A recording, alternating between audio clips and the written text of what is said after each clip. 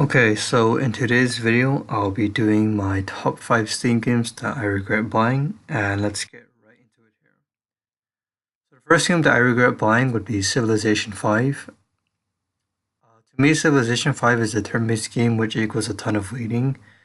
It's very hard to understand the concept. It's pretty much like chess, and gamers will experience more boredom than they do intense or euphoric moments.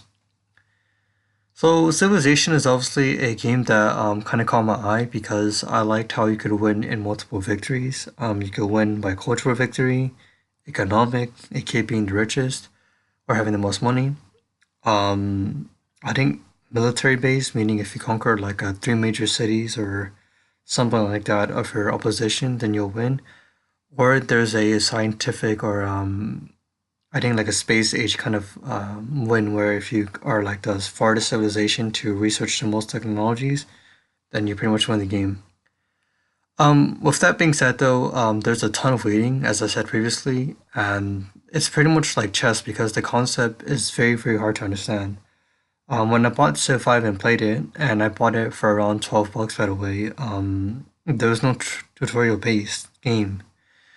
There's a bunch of hints still from your advisors when you kind of started earlier on, but there's really no way of knowing how to play Civ in general unless you play have or unless you have played their previous versions or unless you have watched like those 1 hour or 2 hour tutorials on YouTube on how to play these kind of games.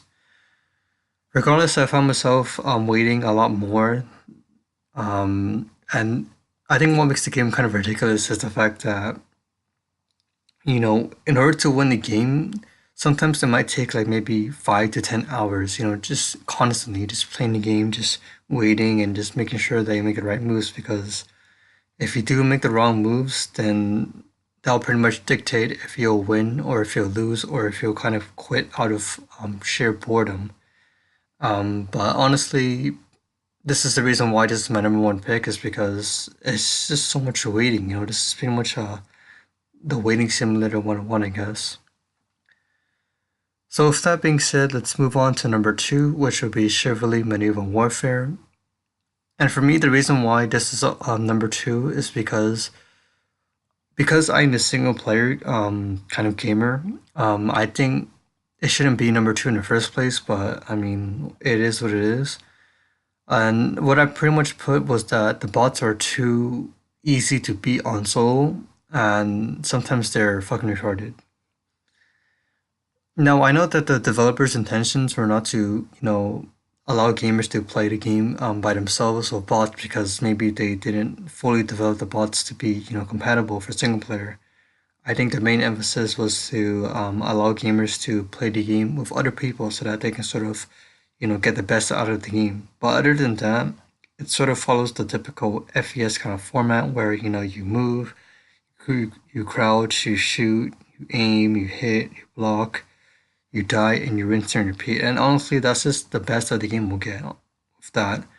There's also some cool moments like decapitation, how you can sort of brutally mutilate an opposition's body, which I guess if that's kind of your thing, then I guess this game is for you. But honestly, other than that, it's just kind of bland. I mean, that's just all it has to offer. I know the game modes will try to spice up the gameplay a bit, but at its core concept, this is all you're doing for the majority of the game. It's just moving, crouching, jumping, blocking, hitting, kicking, and that's just pretty much the best that the game will get. So without further ado, let's move on to my third pick here, which is Yu-Gi-Oh! Legacy of the Duelist.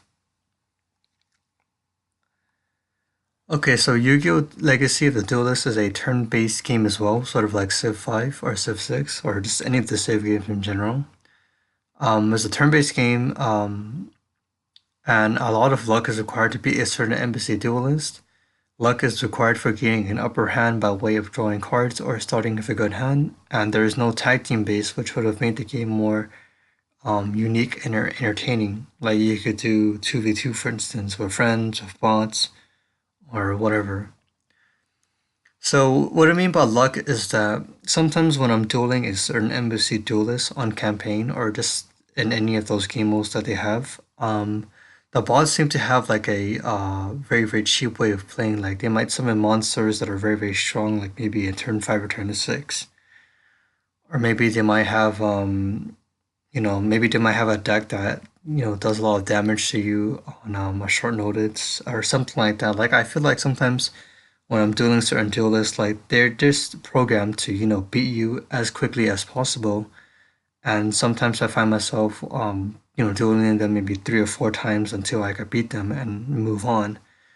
And I don't know if this was done so that maybe on single player that the game could be more challenging or whatnot, but yeah, honestly, luck is required for that part to to beat certain duelists. You have to keep rematching them, or sometimes they're if you're very very lucky, you could beat them on your first go.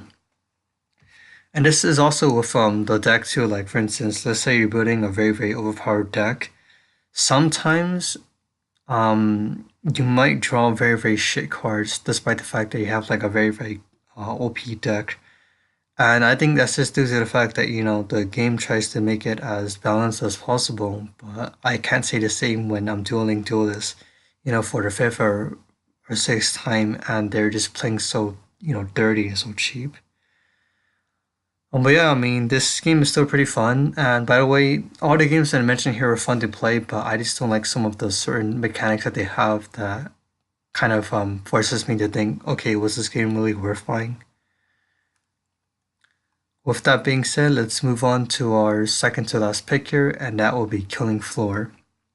So for me, Killing Floor is sort of a grind and hustle kind of survivor horror co-op game that you can play with yourself or others. There's also a healing mechanic in the game. It is also a sort of English themed survival slash arcade game that lacks substance and character development. And honestly, you're just playing this game because, your friends want to play and you guys just want to have a good time and just, blow some shit up, I guess. So for me, I don't like the healing mechanics because I feel like it's kind of cheap. But I know that on higher difficulties, you will for sure need them because the bots will be more aggressive, they will come much quicker and much faster, and it would just make the game more challenging. But on lower difficulties, I feel like because the bots aren't really as challenging, the mechanics of having a healing or the healing mechanic shouldn't really be added. I feel like maybe, you know, the developers should make it where, for each round, maybe you should buy like adrenaline or some sort of medicine. Maybe they should purchase these kind of healing mechanics instead of pressing Q to heal all the time. I feel like that kind of makes the game less competitive. And also, it's very arcade based too. So I mean, if you want like a very in-depth survivor horror co-op game, you're not gonna get it of this game. This game is just pretty much like a British themed sort of shoot 'em up kind of a horror game, and that's just how it is gonna be remembered as for me, honestly. And with that being said, my final pick for this little series will be Hitman Absolution. So Hitman Absolution has a slow-mo kind of aimbot feature. There's a lack of diversity in the maps. Almost all of them in the campaign take place in the US. There's a sort of instinct or a new feature where you could see through walls of buildings or hide from other NPCs when they catch your ass. And finally, there is no item modification, so every weapon that you feel, or if sorry, so that every weapon that you get your hands on feels the same. And I think this is because honestly, the aimbot, the chams from Combat Arms, is because pretty much this game is catered to the newcomers, people that have never played Hitman before, and I feel like this is sort of the new trend now with the new Hitman games that they're trying to make it as easy on the eyes, I suppose, as it is can be with the new gamers. And I think for people that truly enjoy the Hitman series, the older versions, when it was more complicated and more complex, and when it had more to offer, I think they need to really play they need to be playing the old games like Blood Money or Contracts or something like that because I feel like the newer games are definitely catered more towards the more casual kind of Hitman gamers. But anyways, with that being said, hopefully you guys have enjoyed this little mini series.